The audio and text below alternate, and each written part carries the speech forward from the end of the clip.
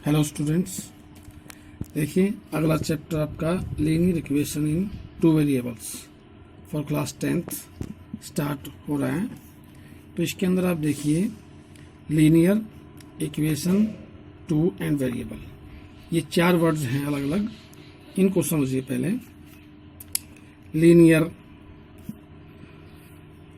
Equation, सबसे पहले देखो इक्वेशन क्या होती है।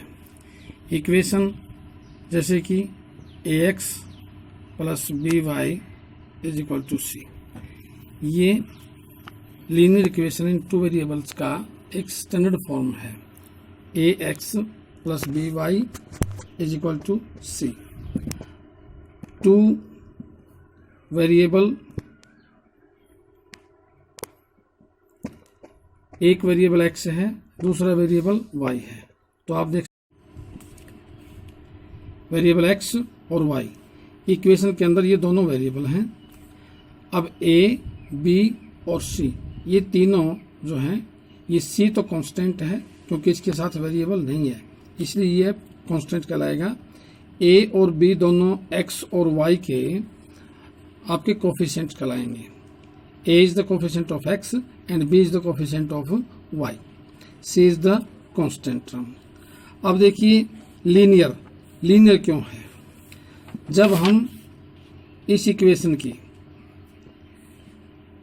इस इक्वेशन को ग्राफ पर अगर डालते हैं, ग्राफ पर रिप्रेजेंट करते हैं, तो इसकी एक आपकी स्ट्रेट लाइन जो है वो क्रिएट होती है। अब क्योंकि इसकी एक स्ट्रेट लाइन बनती है, इसलिए भी ये लीनियर कहलाता है। और इसकी पहचान क्या है? लीनियर की पहचान है आपकी x और y दोनों जो वेरिएबल हैं, इनकी पावर्स आपकी 1 1 है। क्योंकि पावर लिखी हुई नहीं है तो समझो पावर 1 है, तो x की पावर भी 1 है, y की पावर भी 1 है। तो सिंगल पावर का जो आपका इक्वेशन है वो लीनियर इक्वेशन कहलाएगा। और क्योंकि वेरिएबल इसके अंदर दो हैं, x और y, इसलिए ये दो वेरिएबल का कहलाएगा। So this is a linear equation in two variable। अब देखिए इसका एक एग्जांपल लेते हैं हम। 2x plus 3y is equal to 8, ये आपका एक इक्वेशन है। टू वेरिएबल्स हैं x और y। अब आपकी a, b और c जो हैं, इनकी जगह आपकी एक्चुअल वैल्यू आ चुकी हैं। a की वैल्यू आपकी 2 है यहाँ पे, b की वैल्यू 3 है और c की वैल्यू 8 हो चुकी है। अब एक्चुअल वैल्यू आने से ज्यों ज्यों आपकी a, b और c की वैल्यू चेंज होती जाती हैं, तो आपकी अलग अलग इक्वेशन जो है वो मिलते जाएंगी। तो जैसे कि हमने a, b और c की वैल्यू चेंज की, a की जगह 2 डाल दिया, b की जगह 3 डाल दिया, c की जगह 8 डाल दिया है, तो इससे आपको एक ये इक्वेशन मिल चुकी है। अब देखिए ये इक्वेशन जो है, इसके अंदर दो जो वेरिएबल जो होते हैं, ये क्या होते हैं? अननोन। ये अननोन क्वांटिटी होती है। अननोन क्वांटिटी जो है, x और y की वैल्यू हमें पता नहीं होती। जब हम x और y की एक्चुअल वैल्यू ढूंढ करके इसके अंदर डालते हैं, तो आपकी दोनों साइड, आपकी लेफ्ट साइड और राइट साइड, दोनों साइड आपकी इक्वल होंगी, तो वो वैल्यू इसको सेटिस्फाई करेंगी। वो वैल्यू जब सेटिस्फाई करेंगी तो वो इसका सॉल्यूशन कहलाएंगी। जो वैल्यू x और y की इक्वेशन को सेटिस्फाई करती हैं, तो वो इसको क्या करेंगे, क्या होगी? सॉल्यूशन कहलाएंगी। तो आपका सॉल्यूशन जो है वो निकालने के लिए देखो, 2x 8 माइनस 3y को इधर आप ट्रांसपोज कर देते हैं, and x is equal to 8 minus 3y divide by 2। इस प्रकार से आप y की कोई भी वैल्यू इसके अंदर प्लेस कर सकते हैं, और इसको राइट साइड को जब सॉल्व करेंगे तो x की वैल्यू हमें मिल जाएगी, जो कि दोनों वैल्यू इसको आपको सेटिस्फाई करेंगी इक्वेशन को, और सॉल्यूशन कहलाएंगे। Now let y is equal to 0, then y 0 हो गया तो 3 इंटू 0, ये 0 हो जाता है, 8/2 बचेगा। x इज इक्वल टू 8/2 यानी 4. So x is equal to 4, y is equal to 0 is a solution of equation. तो ये इसका एक सॉल्यूशन कहलाएगा इक्वेशन का. अब क्योंकि लीनियर इक्वेशन जो है सिंगल कोई इक्वेशन है लीनियर 2 वेरिएबल में, उसके सॉल्यूशन जो है वो क्या होते हैं, इनफाइनाइट सॉल्यूशन होते हैं, जिसमें से एक सॉल्यूशन हमने ढूंढ लिया है x is equal to 4, y is equal to 0. अब क्योंकि y की वैल्यू देखिए when y is equal to 1 then x is equal to, आप सोल्व कर सकते हैं 8 माइनस 3 इंटू 1/2. 8 माइनस 3/2 यानी 5/2. Therefore x is equal to 5/2 and y is equal to 1 is another solution of this equation. तो इसी प्रकार आप अलग अलग सॉल्यूशन इसके मालूम कर सकते हैं.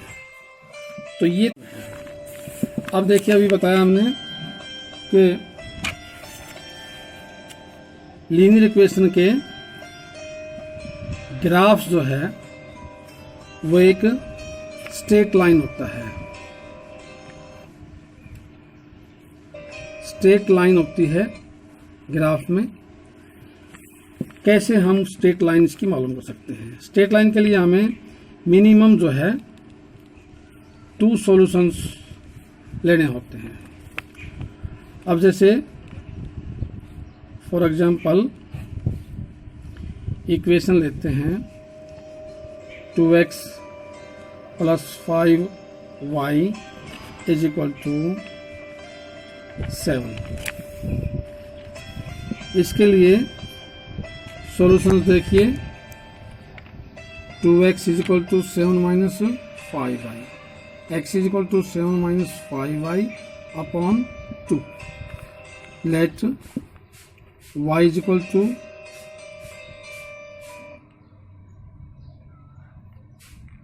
y is equal to 1, then x is equal to 7 minus 5 2/2 is equal to 1. एक सॉल्यूशन ये हो जाएगा. When y is equal to, दूसरा और सोचिए 3 ले लीजिए, y is equal to 3, x is equal to 3 into 5 15 minus 7 minus 8/2 minus 4. So 2 solutions are, आप टेबल के रूप में इसको लिख सकते हैं 2 सॉल्यूशंस x और y. x आपका 1 है तो y 1 हो जाएगा, x आपका -4 and y is equal to आपका 3.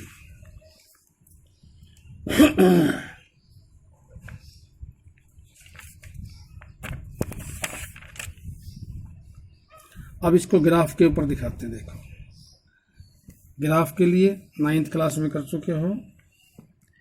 इस प्रकार से ये आपका ग्राफ पेपर होता है. ये x एक्सिस ड्रा कर लेंगे, x डैश, ये y एंड y डैश. ये आपका ओरिजिन होता है. पॉइंट्स ले लेंगे ग्राफ के ऊपर अपने. सूटेबल आपकी ये स्केल हो जाएगी. अब देखिए, आपका x इज इक्वल टू 1 है, x पॉजिटिव है, x की तरफ जाएगा, ये आ जाएगा आपका x1 एंड y1 ऊपर, ये x1 y1 आपका ये पॉइंट आ जाएगा. अब देखिए x is equal to -4 1 2 3 4 and y is equal to 3 1 2 3. आपकी ये लाइन मिलेगी आपको 1 2 3 4, यहाँ से ये लाइन मिलेगी, ये आ जाएगा. अब आप दोनों को ज्वाइन करेंगे, दोनों पॉइंट्स को, और ज्वाइन करने पर आपको इस प्रकार से एक स्ट्रेट लाइन आपको मिल जाएगी. इसमें आप कोऑर्डिनेट्स लिख सकते हैं. ये 1 1 एंड दिस इज -4 एंड 3। तो इस प्रकार आपका ये ज्योमेट्रिकल जो है सॉल्यूशन, आपका ज्योमेट्रिकली इसको सॉल्व कर दिया हमने इक्वेशन को। ज्योमेट्रिकल रिप्रेजेंटेशन भी बोलते हैं इसको। एक स्ट्रेट लाइन आ चुकी है, इसके साथ आप इक्वेशन और लिख देंगे 2x + 5y = 7। क्योंकि एक ग्राफ पर एक से ज़्यादा लाइन जब ड्रा हो जाएं तो लाइन के साथ हम उसकी इक्वेशन जो है वो लिख देते हैं, ताकि पता चले कि किस इक्वेशन की ये आपकी लाइन है। तो इस प्रकार हमने एक इक्वेशन ली और उसका ग्राफ ड्रा किया, तो हमें एक स्ट्रेट लाइन यहाँ पर मिल गई। तो इसी प्रकार आपकी पहली जो एक्सरसाइज है उसके अंदर आपको इक्वेशन फॉर्मेट करनी है और उसको रिप्रेजेंट करना है आपको ग्राफिकली। सो ये आपका बेसिक है इक्वेशन एक्सरसाइज फर्स्ट के लिए। Thank you.